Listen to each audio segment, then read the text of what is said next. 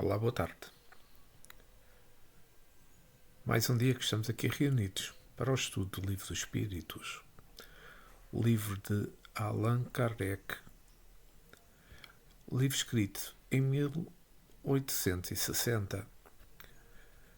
Hoje vamos estudar o episódio 110. Mas antes de começarmos, quero pedir ao nosso Mestre Jesus, aos nossos guias, o mentor deste trabalho, aos nossos amigos espirituais, para que nos dê deste momento a paz, o amor, o discernimento, para que compreendamos da melhor forma, da forma correta, estas perguntas e respostas dos livros dos Espíritos. Obrigado e que assim seja. Então, nós hoje no episódio 110 vamos iniciar com... Estamos na terceira parte das Leis Morais, capítulo 10, Lei da Liberdade, e a pergunta de que iniciamos hoje é a pergunta 860. Pergunta de Allan Kardec. Pode o homem, pela sua vontade e por seus atos, fazer que se não deem acontecimentos que deveriam verificar-se e reciprocamente? E o Espírito da Verdade responde: pode-o. Se essa aparente mudança na ordem dos factos tiver cabimento na sequência da vida que ele escolheu, acresce que, para fazer o bem como lhe cumpre, pois que isso constitui o objetivo da vida, facultando-lhe a impedir o mal, sobretudo aquele que possa concorrer para a produção de um mal maior. Pois aqui nesta pergunta 860 falamos sobre vontade, não é? Mas acresce a notar que a vontade na alma constitui uma força poderosa na sequência da sua vida. O poder da vontade realiza prodígios, principalmente entre nós. No entanto, é bom que se note que para termos uma vontade poderosa, necessário se faz o alcance da maturidade espiritual. As leis que regem a vida não podem, não podem ser interpretadas com uma palavra somente. Elas têm uma área imensa a ser descortinada.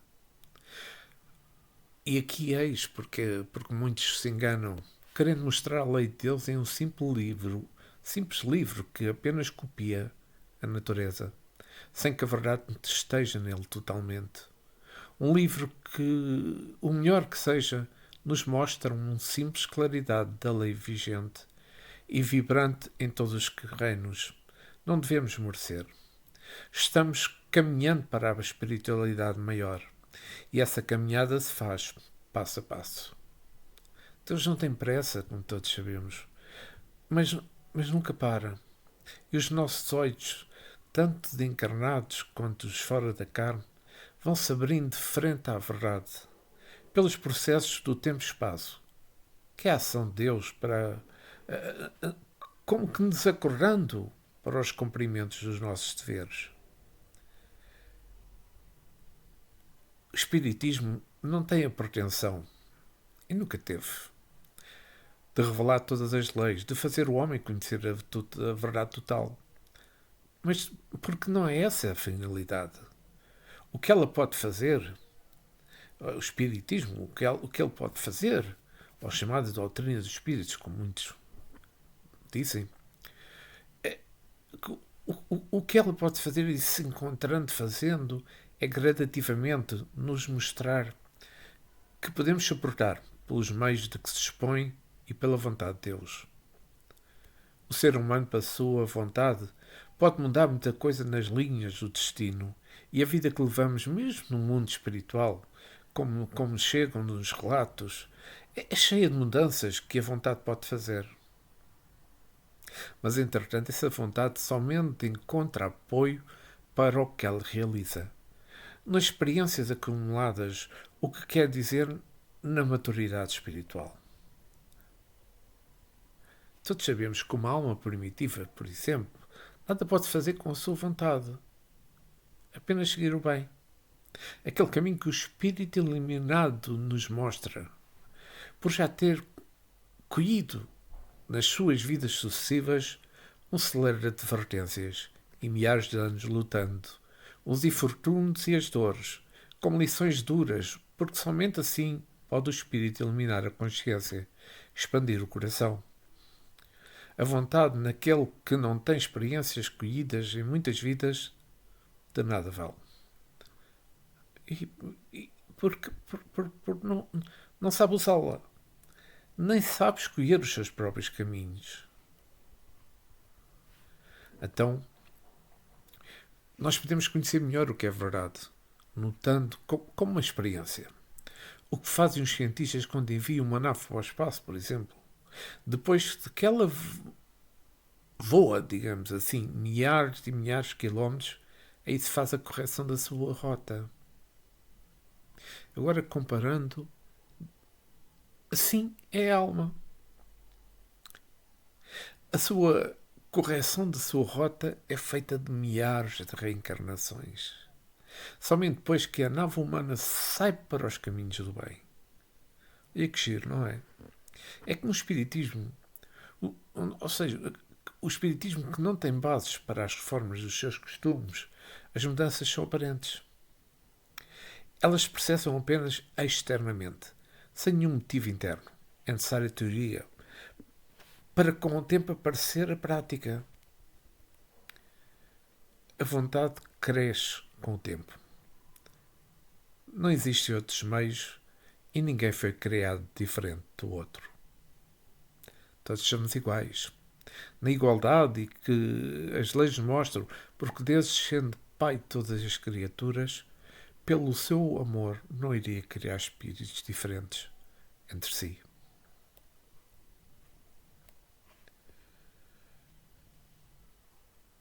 O Livro dos Espíritos é um livro, como é de ser, base. É um livro importante. É um livro, ou seja, eu posso dizer mesmo que é o livro mais importante da doutrina dos Espíritos. Mas, entretanto, é preciso que o possamos ler com muita atenção. Porque muitas respostas se completam entre elas, estando umas distantes das outras, mas elas completam-se. Podemos ver, se analisarmos e pensarmos com mais calma sobre a disposição que está o livro.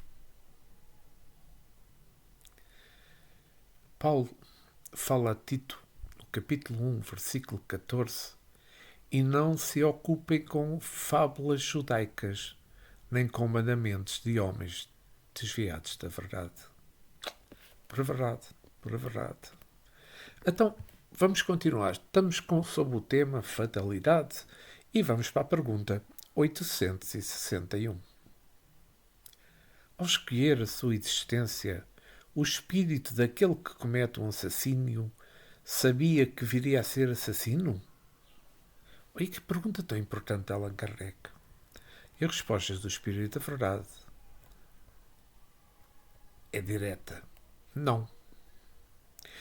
Escolhendo uma vida de lutas, sabe que terá ensejo de matar um dos seus semelhantes, mas não sabe se o fará, visto que ao crime procede, quase sempre, de sua parte a liberação de praticá-lo. Ora, aquele que delibera, sobre uma coisa é sempre livre de fazê-la, ou não. Se soubesse previamente que, como homem, teria de cometer o crime, o espírito estaria aí predestinado.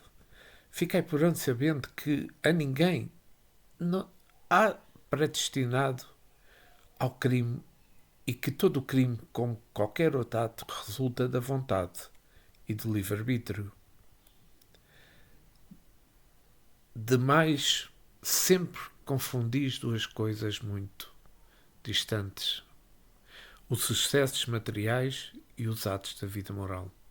A fatalidade que algumas vezes há só existe em relação àqueles sucessos materiais cuja causa reside fora de vós e que, independente da vossa vontade, quanto aos da vida moral, esses emanam sempre do próprio homem, que, por conseguinte, tem sempre a liberdade de escolher no tocante, pois a esses atos nunca há fatalidade. A resposta do Espírito da Verdade é importante. Então aqui nós falamos escolher. O Espírito, na sua nova existência na Terra, escolhe. Certamente que ele não saberia que viria a ser um assassino, pois não escolheria essa falta, que viria a comprometer a sua vida com mais peso sobre os ombros. Somente Deus é presciente do que virá a acontecer com todos os seus filhos. A liberação é dos espíritos.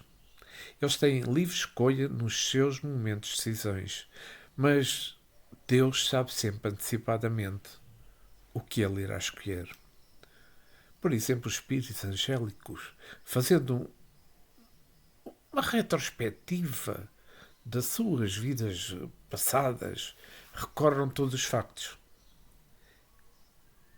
E temos de ter consciência que esses factos não são melhores do que os daqueles que estão praticando desatinos envolvidos na carne agora, neste momento. Basta dizer que todos somos iguais. E que os processos para o despertar espiritual são todas as criaturas, sem exceção. Então compete a todos os seres estudar as leis de Deus. Analisar todas elas em todos os sentidos. Verificar todas as filosofias e religiões, passando assim a sentir a verdade por todos os seus ângulos. É como falei anteriormente, mas agora, por outras palavras, direi que Deus não é criador de um punhado de almas. Mas sim, Deus é criador de tudo o que existe. Um pai que somente ama determinados filhos, esquecendo dos outros, não pode ser chamado de pai. Pois está esquecendo o verdadeiro amor. E os espíritos desencarnados, ao retornarem à carne, têm a liberdade de escolher certos acontecimentos, procurando sempre limpar o karma que têm. E aqueles que, como ao expressarem-se na carne, certamente esquecem os acontecimentos. Isso faz senti-los mais encorajados nas lutas, bem como ter o poder de modificar qualquer coisa, dependendo dos esforços no sentido de desenvolver as qualidades enobrecidas. Voltando, o assassino, ou o suicida, eles são por vontade própria, influenciando pelo estado em que se encontram, não por escolha antes de reencarnarem, mas serem factos que completam a sua vida antes das vidas que haverá de ter. Já falei em outros episódios deste estudo do Livro dos Espíritos. Deus, e referente ao que eu disse agora, Deus assim permite por respeitar, de certo modo, o nosso livre-arbítrio. É que são sementes que plantamos da consciência e que havemos de colher mais tarde ou mais cedo. A nossa escolha, quando ainda podemos fazê-la, é para seguir uma vida de lutas. Por vezes são lutas dolorosas, mas os tais irão surgir pela nossa vontade. Pode ou não acontecer. No entanto, quanto ao espírito mais primitivo, sabemos mais ou menos o que ele deverá fazer pelo seu estado evolutivo inferior. Mas não podemos dizer que isso é determinismo, porque a vontade pode modificar muitos factos de modo a mudar os caminhos da alma nos caminhos do mundo. É que, conforme o espírito, sabe ele que terá a oportunidade de matar um ou alguns dos seus irmãos, mas não sabe se isso irá acontecer. em frações de segundo, pode haver a determinação que surge dos variados condicionamentos do presente e do passado. Acabam por ser sutis esses acontecimentos espirituais e as leis que nos assistem. Somente Deus não ignora esses factos. E somente Deus o sabe transformá-lo no bem para os caminhos do espírito imortal. O que podemos chamar fatalidade é sobre a vida material com os seus excessos. Podemos verificar os acontecimentos, muitos deles não precisam. Esforço quase nenhum para que o homem alcance êxito. No entanto, a fatalidade não existe em se referir à vida imortal. Aí, o que depende é da maturidade da alma, cuja luz verte no tempo, no espaço, onde a vontade faz fazermos correções e bastantes correções, dizendo de outra forma, todos os dias, para que nós encontremos o nosso target, o nosso alvo desejado. E esse alvo desejado é onde se respira amor e caridade. E vamos para a pergunta 862. Pessoas existem que nunca logram bom êxito em coisa alguma, que parecem perseguidas por um mau gênio em todos os seus empreendimentos. Não se pode chamar a isso de fatalidade? Pergunta Allan Kardec. E os Espíritos da Verdade já falou sobre este assunto, mas Kardec, com esta pergunta, leva novamente a dizer, e diz o Espírito da Verdade, será uma fatalidade se lhe quiseres dar esse nome, mas que decorre do género de existência escolhida. É que essas pessoas, quiseram ser provadas por uma vida de exceções a fim de exercitarem a paciência e a resignação. Entretanto, não creias que seja absoluta essa fatalidade. Resulta muitas vezes o caminho falso que tais pessoas tomam, em discordância com as suas inteligências e aptidões. Grandes probabilidades têm de se afogar sem pretender atravessar a nado o rio, sem saber nadar. Mesmo se dá relativamente à maioria dos acontecimentos da vida. Quase sempre obteria o homem bom êxito, se só tentasse o que estivesse em relação com as suas faculdades. O que perde são o seu amor próprio e a sua ambição, que o desviam da senda que é própria e o faz considerar vocação, o que não passa de desejo de satisfação a certas paixões. Fracassa por sua culpa. Mas em vez de culpar-se a si mesmo, prefere queixar-se a sua estrela. Por exemplo, que seria bom operar e ganharia honestamente a sua vida, mete-se a ser mau poeta e morre de fome. Para todos, haveria lugar no mundo, desde que cada um soubesse colocar-se no lugar que lhe compete. Então, esta é a resposta do Espírito da Verdade. É algo bastante claro, do meu ponto de vista. Mas aqui, esta pergunta de 862 leva-nos a falar da fatalidade na alma primitiva. Portanto, é bom que se compreenda que a fatalidade, em quase todos os seus aspectos, se processa na alma primitiva. Qual a criança dirigida pelos pais, crescendo ela, pode ir tomando as suas próprias decisões. O espírito já ganha de liberdade, de conformidade com a sua compreensão. Existem muitos que a fatalidade é para eles lei irremovível, por viverem dentro da ignorância quase total. Somente são tocados pelo egoísmo e conhecem mal alguma coisa em torno da sua personalidade. Somente há escolhas quando a alma tem alguma compreensão. Quando não a tem, nasce e renasce, quase como o próprio amor. O que o primitivo iria escolher para si Ainda lhe faltam vários corpos espirituais que podem recolher informações em muitos aspectos da vida. Então aqui falemos que o instinto do homem animal, assim é que está correto, deve transformar-se em razão, de maneira a desenvolver a sua inteligência. E nesse percurso a alma toma as suas, muitas mesmo, decisões erradas, mas que lhe serve de experiência onde nasce o interesse para o bem, de modo a amar o próximo, tendo Deus em primeiro lugar.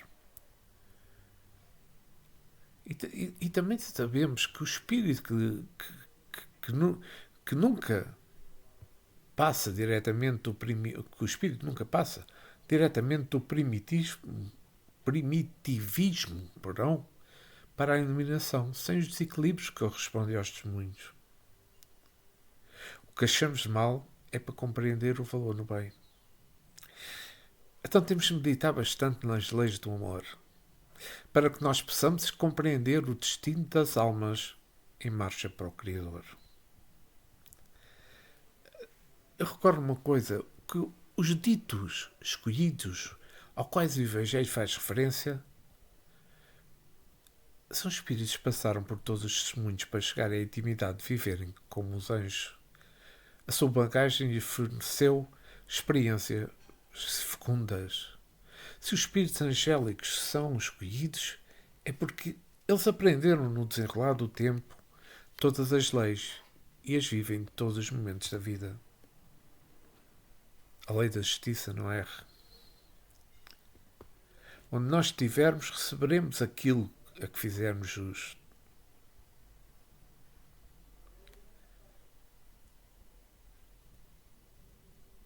Então o homem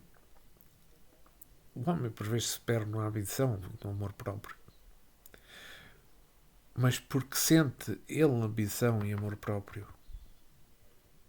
Talvez por ser ignorante. E porquê é que ele tão é ignorante? Por ter falta de maturidade espiritual. Os fracassos da alma, se nós podemos dominar de fracassos, acabam por ser quedas para nos levantarmos. Com mais compreensão e mais amor, conhecida a verdade para nos tornarmos livres. Se Deus permitiu, é porque achou melhor para nós. Que Deus nos ajude a compreender melhor as suas leis, é o que eu desejo. E então vais para a pergunta 863. Os costumes sociais, pergunta Allan Kardec, não obrigam muitas vezes o homem a enveredar por um caminho de preferência a outro e não se acha ele submetido à direção da opinião geral quanto às escolhas das suas ocupações. O que se chama respeito humano não constitui óbice ao exercício do livre-arbítrio? Pergunta esta de Allan Kardec. E vamos ver o que diz o Espírito da Verdade. São os homens e não Deus quem faz os costumes sociais. Se eles a estes se submetem, é porque lhes convém. Tal submissão, entretanto, representa um ato de livre-arbítrio, pois que, se o quiserem, poderiam libertar-se de semelhante jugo. Porque então se queixam? Falece-lhes razão para acusar-lhe os costumes sociais. A culpa de tudo devem lançá-lo ao tolo amor próprio de que vivem cheios e que os faz preferirem morrer de fome a infringi-los. Ninguém lhes leva em conta esse sacrifício feito à opinião pública, ao passo que Deus levará em conta o sacrifício que fizeram nas suas vaidades. Não quer isto dizer que o homem deva afrontar sem necessidade aquela opinião, porque fazem alguns em que há mais originalidade do que verdadeira filosofia. Tanto desatino há em procurar alguém, ser apontado o dedo ou considerado animal curioso, quanto ao acerto de descer voluntariamente e sem murmurar, desde que não possa manter-se no alto da escala. Oi, que resposta a esta pergunta! Que resposta! Esta pergunta de Allan Kardec, resposta do Espírito da Verdade. Então falamos aqui de costumes sociais nesta pergunta 863. É que nós sabemos, mas cabe sempre bem dizer, que os costumes sociais dos homens foram feitos pelos próprios homens. Porque as leis sociais são transitórias. Então nós já sabemos isso. Mas as leis de Deus, elas são internas como Ele. Então é dado aos seus filhos fazer as suas próprias leis de acordo com a evolução humana. Não poderiam as almas revestidas do fluido da carne compreender de imediato as leis de Deus na sua profundidade e praticá-las? A verdade chega às criaturas consoante o seu grau de elevação que elas possam suportar. Essa é, pois, a justiça. Como exigir das crianças a compreensão dos adultos. Não se pode exigir isso às crianças. É que os costumes sociais que se notam no mundo e que acabam por se expressarem diferentemente em cada país, constitui a disciplina que o seu povo suporta. Se não existissem eles, ficaria a humanidade sem freio, o que corresponde a uma calamidade. As leis humanas sempre têm algo divinas. Quem tiver a curiosidade de verificar, notará certa analogia aqui e ali nas leis humanas, como princípio da educação para a humanidade. Deus não desampara ninguém e usa todos os recursos para a paz de todos os seus filhos. Enquanto estamos sem rumo, sofremos as consequências dos desvios. Mas isso é um aprendizado para todos nós. As próprias leis humanas acabam por ser avisos de Deus para que os homens se afastem do mal, para que não sejam erguidas as suas obras do mal. Em tudo podemos notar o chamamento da alma para o bem. Mas é, como eu costumo dizer, é preciso ouvidos para ouvir e olhos para ver. Daí a necessidade da maturidade do espírito. E essa maturidade verte das mãos de Deus pelos processos do tempo e do espaço.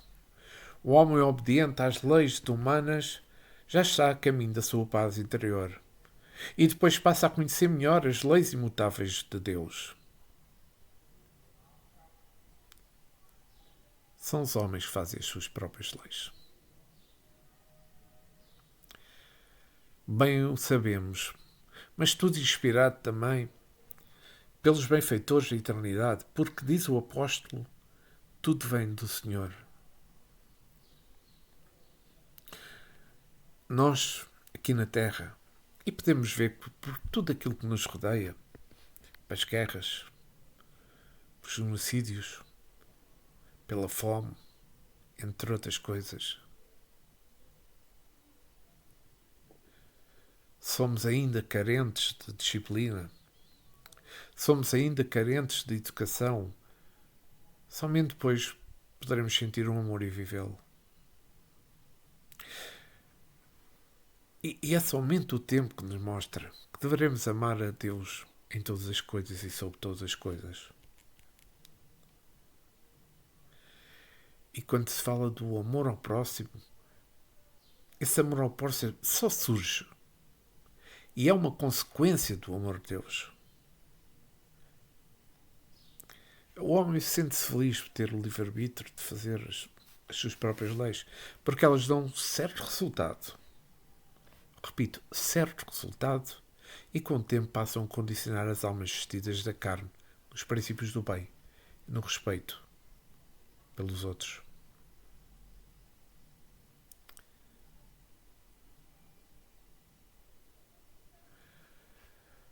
Devemos ser tolerantes com os irmãos mente afizados. Disse Jesus, eles não sabem o que fazem. Os que hoje encontram a paz interior já foram, noutras épocas, noutras reencarnações, atribulados.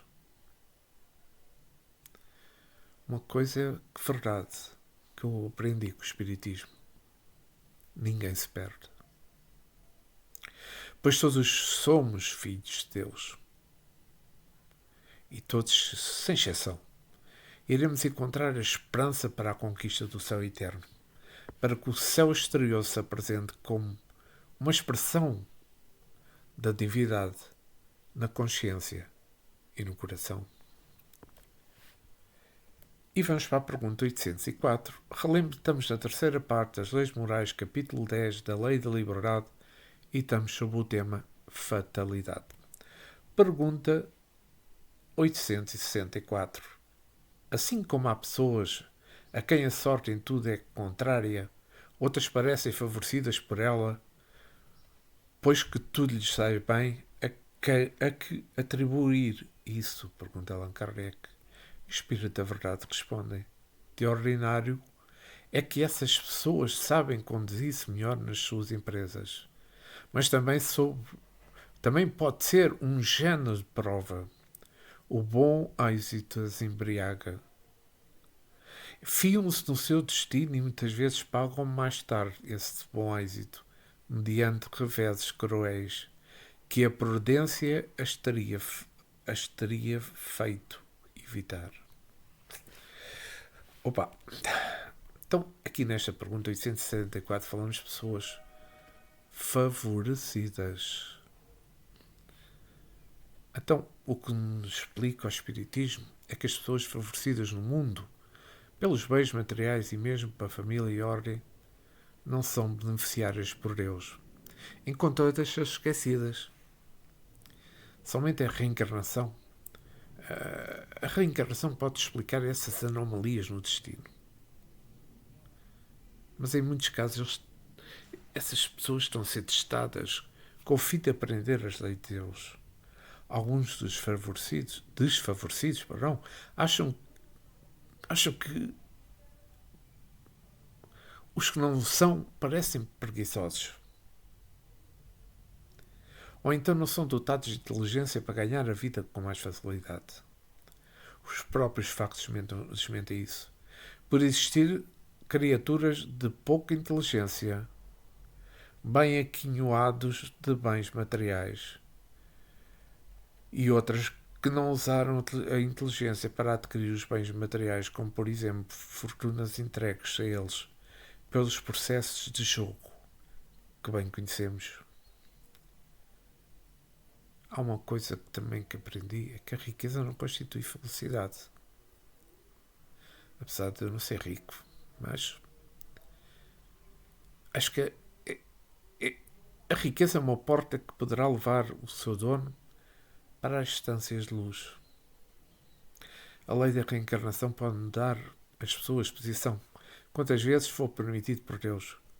O rico hoje virá ser pobre amanhã e vice-versa.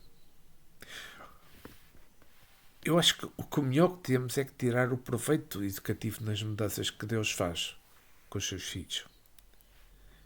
A vida é um processo de educação, cuja finalidade é despertar e instruir as criaturas, e isso será feito sem erro.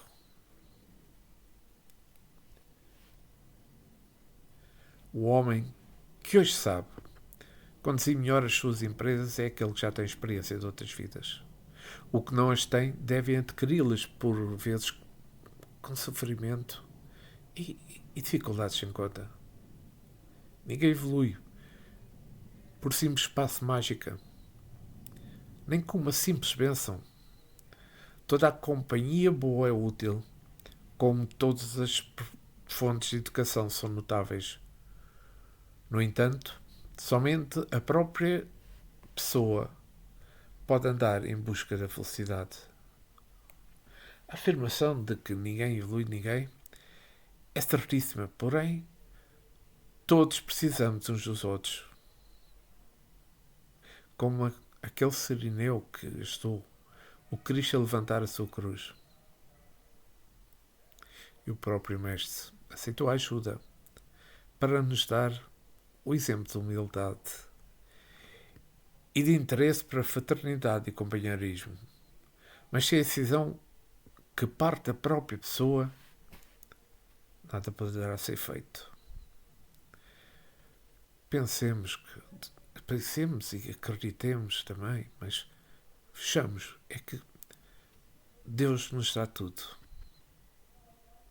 Mas depende de cada um de nós poder aceitar ter vontade para aceitar ou não a oferta divina.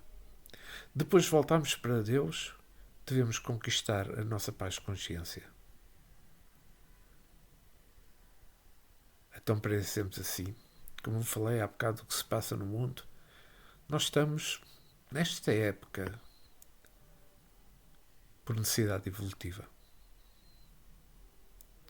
Os inimigos internos estão aflorados, juntamente com os externos de todas as espécies, para nos fazer compreender a verdade. Esse é o processo final. Nós somos atualmente alunos rebeldes, que devemos encontrar professores energéticos. Tudo isso é um género de prova e que precisamos passar por elas para termos o merecimento do diploma que a verdade pode nos conferir. Jesus disse: conhecereis a verdade e a verdade vos libertará. Mas com o tempo, a ignorância e a simplicidade vão cedendo lugar à sabedoria e ao amor. E depois disso passaremos a ter prudência em todos os nossos atos. Orarmos em todos os momentos de dificuldade, de modo a sentirmos Deus palpitando na consciência e o Cristo iluminando o nosso coração para a eternidade. Pergunta 865. Como se explica que a boa sorte favoreça algumas pessoas em circunstâncias com as quais nada tem a ver com a vontade nem inteligência, no jogo, por exemplo? Pergunta Allan Kardec. E a resposta do Espírito da Verdade é a seguinte: alguns espíritos hão escolhido previamente certas espécies de prazer. A fortuna que os favorece é uma tentação. Aqueles que, como homem, ganha, perde como espírito. É uma prova para o seu orgulho, para a sua cupidez. Então vamos falar de favorecimento, não é?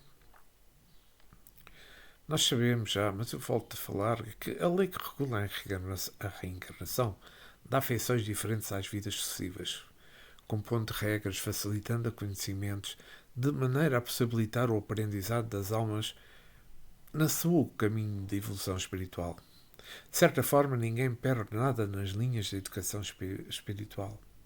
Deus usa todos os acontecimentos para disciplinar e fazer o aprendizado crescer pelos métodos que ele acha mais convenientes.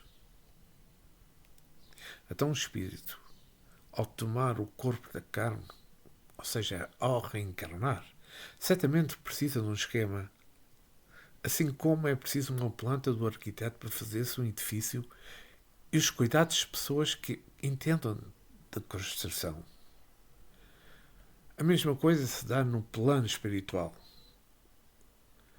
Ao descer-vos para a carne, o espírito se submete a variadas testes, provas no mundo, mas dependendo da sua maturidade, do seu interesse pelo bem comum, essas camas das provações vão caindo. Talvez como por encanto, pela força do amor e tornando livre de todos os seus padecimentos.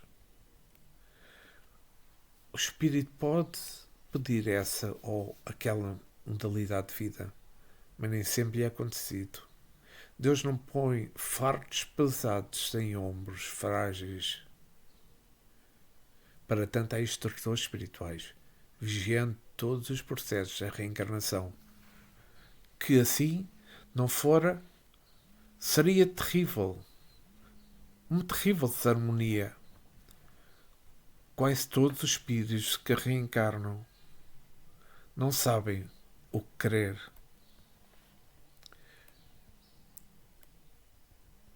Eu relembro o que dizia Lucas no capítulo 19, versículo 42. Se conheceis por ti mesma ainda hoje o que pode levar à luz. O Espiritismo, escrito pelo codificador Allan Kardec, teve a honra de tomar conhecimento de Jesus para a humanidade, acrescentando o Jesus de amor, a trazer as esperanças em todas as suas feições de luz. Aqueles preparos escolhidos pelo tempo são chamados para os maiores entendimentos. O Cristo tanto vivia fora de nós, como o advento do Mestre, que, se refletindo pelos seus espelhos da doutrina espírita, ele penetra e explana os nossos corações, morando nas consciências, a nos dizer: estou aqui para a tua felicidade. Deus é a eterna inteligência e a sabedoria divina, expressando-se o seu amor não iria errar nos acontecimentos. Quem crê em Deus aproveita em tudo as lições. É aquilo que nós devemos fazer. E vamos para a pergunta 866. Então, a faculdade que favorece presidir aos destinos materiais de nossa vida também é resultado do nosso livre-arbítrio? Pergunta Allan Kardec. E responde o Espírito da Verdade: tu mesmo escolheste a tua prova. Quanto mais rude ela for e melhor a suportares, tanto mais te livrarás. Os que passam a vida na abundância e na ventura humana são espíritos pusilânimes que permanecem estacionários. Assim, o número dos desafortunados é muito superior aos dos felizes neste mundo, atento que os espíritos, para a sua maioria, procuram as provas que lhes são mais proveitosas. Eles veem perfeitamente bem a futilidade das vossas grandezas e gozos. Acresce que a mais ditosa existência é sempre agitada, sempre perturbada, quanto mais não seja pela ausência de dor. Aqui falamos sobre as provas escolhidas. Então nós sabemos que antes de reencarnar somos nós que escolhemos as nossas provas. Não escolhemos à toa, mas podemos escolher dentro daquilo que nos é permitido. Mas até nas nossas escolhas aparece a intuição divina nos ajudando quando temos capacidade para tal empreendimento. Se o espírito usa o seu pensamento para comunicar, certamente que ele também recebe a comunicação dos maiores da espiritualidade através desse sistema de conversa. Deus é sistema, é supremo. É a suprema inteligência que manda tudo. A sua magnânima vontade está em tudo, de maneira é desconhecida pelos seres humanos, não obstante a suavidade das suas leis. Sintamos e usemos o nosso livre-arbítrio para o que possamos encontrar na nossa escolha a paz e a esperança, na nossa parte da ação, na conquista dos nossos valores. E Jesus dizia: eu só faço a vontade do Pai que está nos céus. Então, se Jesus dizia isso, nós também, o que vamos dizer? Quem copia a Jesus nunca erra o roteiro. Podemos notar que os grandes personagens da Terra escolhem sempre provas rudes, por saberem que quanto mais o sofrimento dos seus caminhos, mais luz nos seus ideais. Mesmo que eles possam retirar os espinhos das suas entranhas, não aceitam por serem eles de energia divina que despertam com mais os seus valores internos. O próprio Mestre nos deu provas disso, quando o apóstolo Pedro desejou que Jesus recusasse a cruz, disse o Mestre: retira-te de mim, Satanás. Então aqui Pedro compreendeu logo que a cruz seria uma ação maior para a humanidade. Se cada um de nós pegasse na nossa cruz e seguisse o Mestre com a mesma serenidade que o Divino Amigo se portou diante de tantos sofrimentos, a justiça, como lei de Deus, Não permite que as provações que não sejam as nossas venham aos nossos caminhos. Nem que os espinhos de outros sangrem aos nossos pés. O que é nosso não se engana no interesse. Os que passam pela vida com fartura e nos desregramentos materiais, em viagens sem contas, sem um objetivo espiritual, somente para se recalar e aumentar o orgulho, o egoísmo e a vaidade, está aumentando, sim, o seu peso, o seu fardo, e atrasando cada vez mais a sua libertação, por cerrar os seus próprios olhos à verdade. Mas sofrer é bom para a evolução. Mas um sofrer sem revolta, com paciência, com amor em todos os passos da vida, retirando a cada espinho uma lição de amor e de fraternidade. Os encarnados que se comprazem na sombra do comodismo improdutivo são almas pusilânimes, como dizia o Espírito da Verdade. São almas que estacionam, incapazes de sentir a luz espiritual que existe na intimidade da consciência. Os sábios do mundo tentam todos os meios para retirar da humanidade a dor e todos os tipos de sofrimentos que oprimem a humanidade até hoje. Não descobriram o elixir que tanto procuram, que colocam na plenitude da saúde e da paz das criaturas por desconhecer esses sábios que, em primeiro lugar, deveriam ensinar aos homens a se comportarem moralmente, educadamente, e fazer compreender a sabedoria de Deus a chamá-los por seus meios.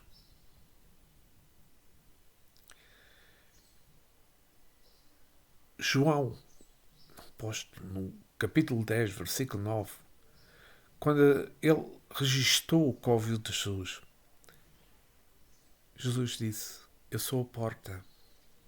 Se alguém entrar por mim, será salvo. Entrará e sairá e achará pastagem. Então, e para atravessar essa porta, sair leve e feliz, achando alimentos de todos os tipos para o enriquecimento da alma, então é necessário que nós percorramos os caminhos que Ele nos colocou. Pois a dor implode no coração quando aceita todas as forças da divindade, desmanchando a desarmonia e iluminando consciências, de modo a que o coração se expresse como um holofote de Deus, sustentando a felicidade. Estamos em provas, nós devemos convencer-nos de que elas são breves. Vale a pena ter paciência, extraindo delas o que Deus quer dizer, porque somente é eterna a tua paz de consciência quando limparmos as nossas ilusões. E vamos à última pergunta deste estudo 110 e deste episódio 110. Pergunta 867. De onde vem a expressão nascer sob uma boa estrela? Pergunta Allan Kardec. E o Espírito da Verdade responde: antiga superstição que prendia às estrelas os destinos dos homens, alegoria que algumas pessoas fazem a tolice de tomar a pé da letra. Então, o que é isto de nascer feliz, não é?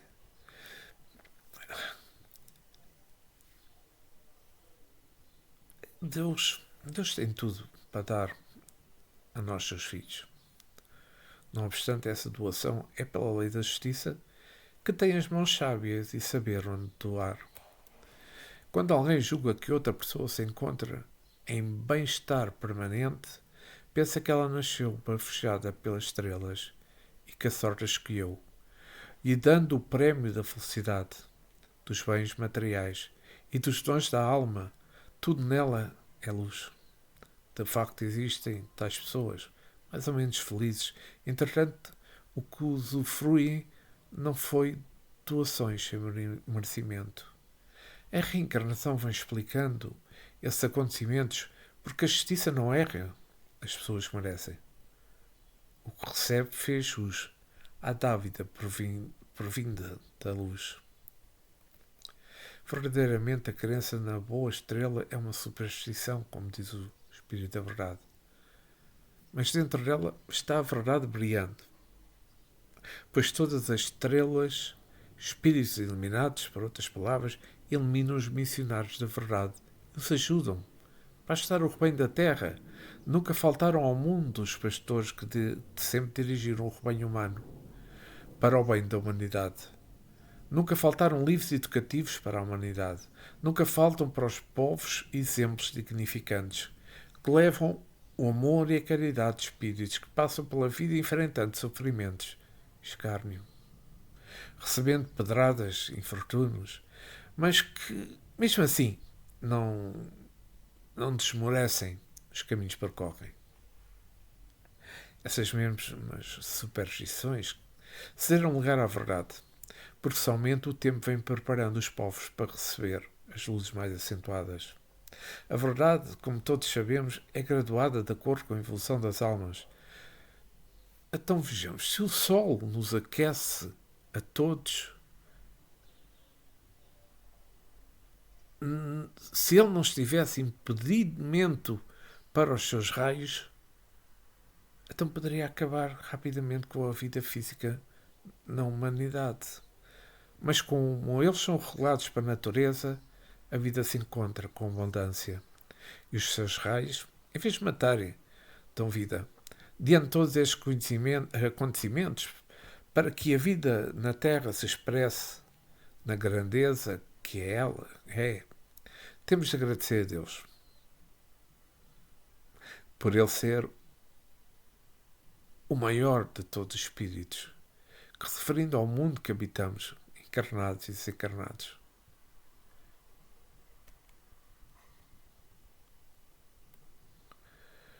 Então, nós quando falamos sobre superstições, é bom que acreditemos que existe a realidade. Quando se fala de falsos profetas, é porque existem os verdadeiros. Quando falamos do escuro, certamente mostrando-nos que existe a luz. Então podemos verificar que tudo existe em dualidade. E um não vive sem o outro, principalmente no nível em que a natureza se encontra na escala da vida. A doação sem exigência é fonte de luz eterna. João novamente nos esclarece escutando o Mestre, no capítulo 10, versículo 17. Por isso o Pai me ama, porque eu dou a minha vida para a reassumir. Então, quem trabalha com amor em favor da humanidade sempre reassume novas posições na grandeza espiritual e a vida cresce cada vez mais para o seu coração, palpitando nele o coração de Deus. Devemos entender ao pé da letra, é por ser carente de melhor entendimento.